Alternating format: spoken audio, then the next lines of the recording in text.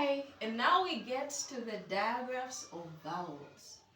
Okay, so the vowels are those letters in the alphabet A, E, O, A.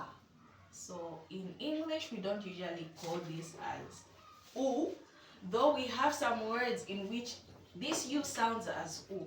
But in this case, it's A. So A, E, O, A. So when I say A, I mean U. So those are vowels. Now, even those can be combined together to make a digraph. For example, we have the first one here where we have double E. So E and E is going to give off the sound E. We also have another digraph that sounds exactly the same as EE. And this is the next one here, E and A. This also sounds as E. And then we have another one again. This one is going to sound as A on some words, but on some words it might sound as E. Same as the next one that we have there. For words like peace, this is going to sound as E, I and E.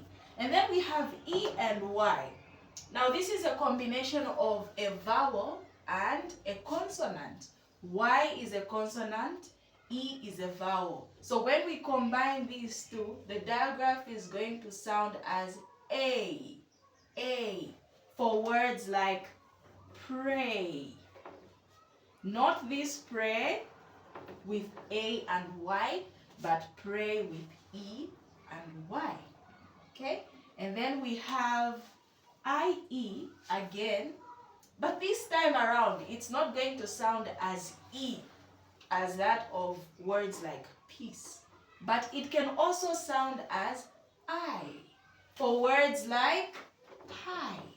Okay, so this is going to sound as I depending on the word. If it's peace, we'll say peace. If it's pie, we'll say pie. So we get to hear that I sound.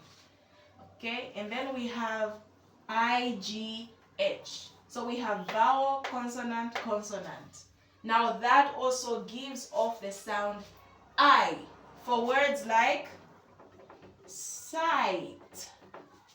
Okay, so you're getting this I sound here. This is one digraph, this one here. So this sounds as I. If we start with the sound S, I, T, it will sound as sight. That's the full word. And then we have O and A, which sounds as O. This gives off the sound O. Okay? And then we have another O, O and E. This one sounds exactly as this one, O. And then we have another O for words like snow. Okay? And then we have U and E, which sounds as U for words like blue. Okay? So you're only hearing the U sound, but this is a combination of U and E. A digraph that has one sound, U.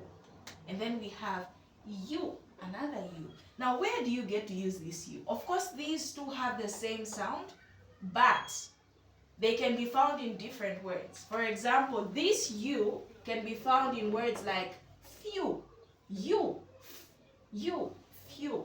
Okay, so this also sounds as U. And then when we have double O, this is going to sound as O. And this is going to sound as ow for words like shout. So this is ow. And this can also sound as ow on some words. Okay, like wow. Okay, this is ow. Okay, so these are some of the digraphs of vowels that we have.